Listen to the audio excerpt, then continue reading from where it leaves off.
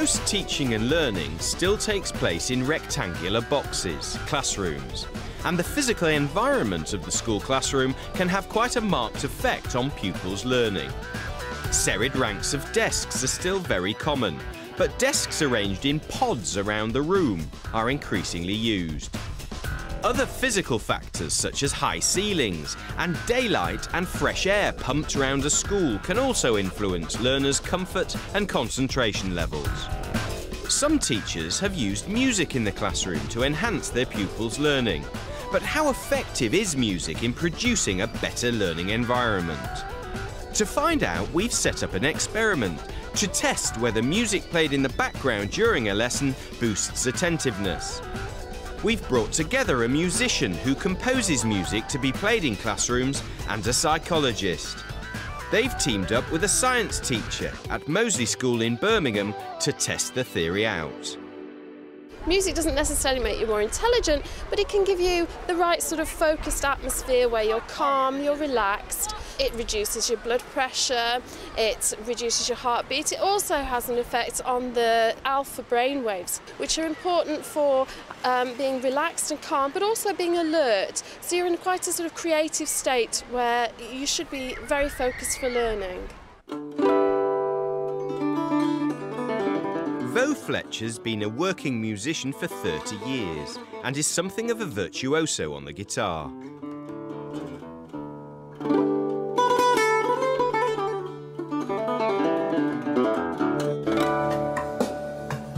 Recently, Vo's been involved in creating music specifically designed to create a better mood for learning in schools.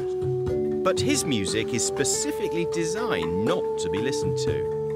The important thing is that what I'm playing with the guitar shouldn't get in the way of the feel of the music and the tempo of the music. So when I come to mix this guitar will be quite low in the mix. It'll be quite submerged. Subtlety is the key of the day. Moseley Comprehensive School in Birmingham, where our musical experiment is taking place. They're going to take a 1-hour lesson and divide it into two 30-minute tasks. One task will be carried out under normal conditions.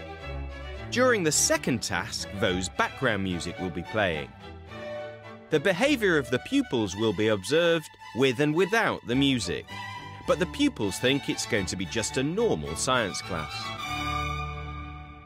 What I'd like to do today is recap some words to his sound. Teacher John Crawshaw set a simple revision exercise built around the way that sound can be measured and described.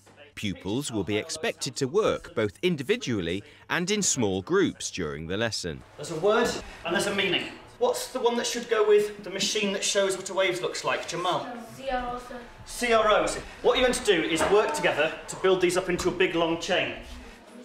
Dr Penny Upton will be looking for the subtle changes in behaviour and attentiveness that indicate to her whether learning is being enhanced by the presence of music.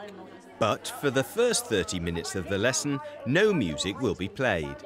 If you look at them at the moment, they're very fidgety. There's a lot of foot jiggling going on, playing with pens and pencils, poking each other. If you look at the boys, typical sort of behaviour that you'd see in a classroom. I think they're about normal, I'd say. I think they're quite a good class. They generally work well, and I think they're working well today. Even without the music, the girls seem to be working well. The girls are quite well focused. They're paying attention to the task. They're playing the game that they've been asked to play. But some of the boys are just chatting. They haven't even started the task set. If you look at the young lad over there, his concentration is clearly not on the lesson at all. He's spinning with his pen, he's nudging his partner, his foot's jiggling almost all the time. So, yeah, he's paying attention, but not completely. The concentration's not entirely there on the lesson. In a second, you're going to play a game called dominoes. You're going to have some, you're going to have some, you're going to have some. And 9 spares. A key task set was to work as individuals in a game of dominoes against the other members of their group. 30 minutes into the lesson, the background music is started. It'll be very quiet, but loud enough so it can be felt in the room. It's subliminal, but obviously not so loud that the teacher has to raise his or her voice to communicate to the children.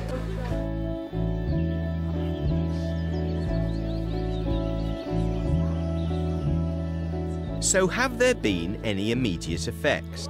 Penny Upton's looking for early signs that pupils' behaviour is changing. The past few minutes, it's very rare to school and those who were quite fidgety and disturbed before, but sort of calmed down. Their body language has changed.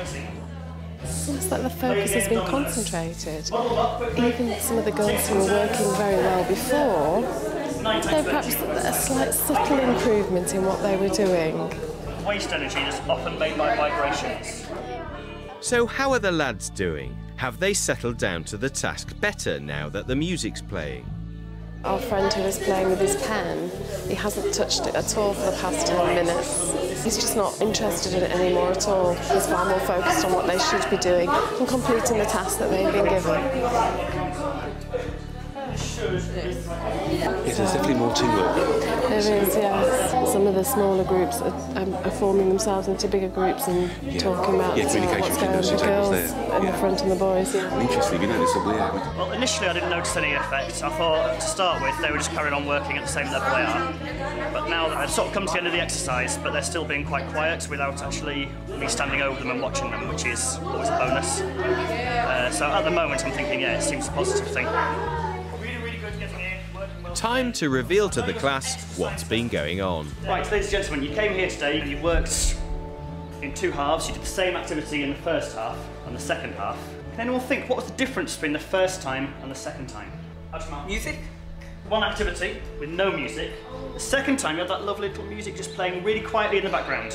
See if you work better with music. That was a test, Harris, that was exactly right. By putting music on, it alerted us more to the lesson. The music was soothing, it relaxed the mind. I couldn't even hear the music. It calmed us down a bit and there's a nice mood to the music.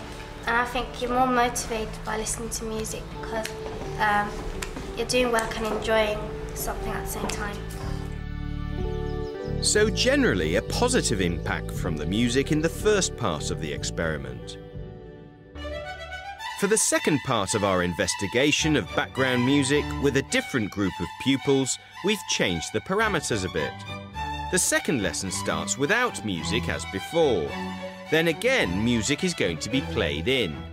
But this time it will then be removed for the last 15 minutes of the lesson. In the past, that can have quite a dramatic effect. I've done demonstrations with adults where they've been quite calm, paying attention. The music has been taken away, and they start having side conversations and pick up some water and cups of tea. Right, so we've got potassium hydroxide, and remember that's It's a chemistry lesson, and a room full of lads for John Crawshaw to deal with. Look this way, look this way. Look this way! This way? I am?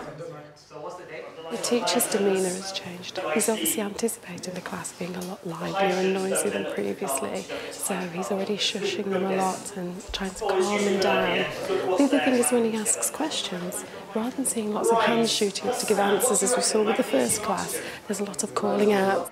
A lot noisier than last time. The tasks set are similar to the first lesson. Collaborative working is going to be needed.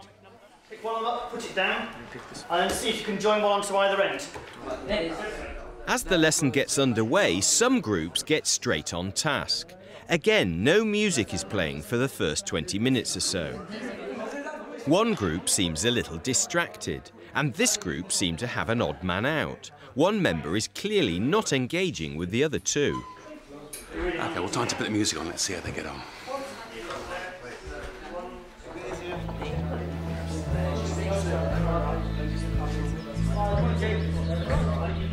The room immediately feels like a more pleasant place to be in. And of course, that's as important for the teacher as it is for children. Because obviously what I'd like is for the teachers to be enjoying their job way more than some of them currently are. Well, I think again you see there's a little bit more calmness. What's interesting as well is to look at the interactions that are going on.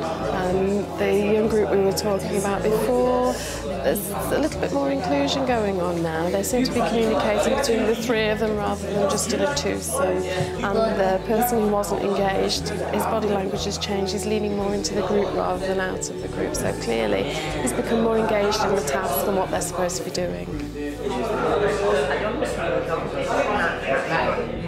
With the music now playing, curiously, the level of chatter in the room seems to have gone up.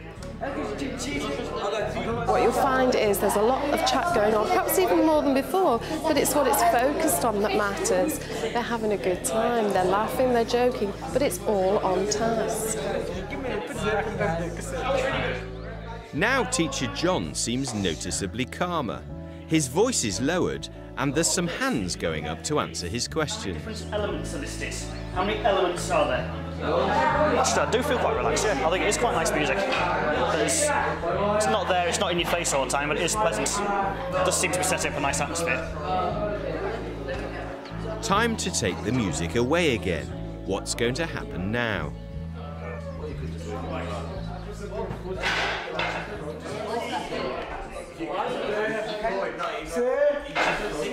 Listen to it now, the noise level is starting to go up gradually. There's more shouting, sir. Chairs started to scrape a little bit there as well. What's interesting is the boys at the front. There's a lot more looking around the classroom. There's also a little bit of physical altercation going on, a bit of pushing and shoving, which is quite interesting because it looks as if gradually they are starting to move off task. They've been getting up and walking around a lot more shouting out about things as well. And John's having to impose himself a little more. Even our teacher's more agitated. Can you put those cards back in there, please? Thank you for your time today. Off you go. With the experiment finished, what's the verdict from the teacher? Did the music help? I thought it was very interesting. I thought it did seem to have a calming effect on the pupils. Especially the second group. When that came on, I thought they were more quiet. What might be interesting is varying some of the conditions in the classroom, so try and playing the music at different times, different sort of levels as well, and with different classroom groups. Yeah. It'd be interesting. And what's our psychologist's observation of John the teacher? We did notice that when we turned the music off, that he was a lot less calm. Again, we saw that sort of physical movement, tapping of fingers, a little bit more agitation. Whether he noticed that himself or not, I don't know. I didn't know it was visible, but I did feel a bit calmer when it was on. Right. I did. So, is there a new convert to music in the classroom? Yeah, I'd give it a go. I felt better myself when it was on. I thought the kids worked better when it was on. So yeah, I'd give it a go. Whether background music raises standards of learning is open to debate, but in our experiment it did seem to help teachers and pupils become calmer and more concentrated. Vo Fletcher is certainly convinced of its potential. This is probably the most important thing I've ever done in my life, because the way I figure it is, if I can help children learn better, then those children will have greater self-esteem. And when they grow up, they'll be better parents, so they'll be finer human beings. And that's my aim. That's my aim.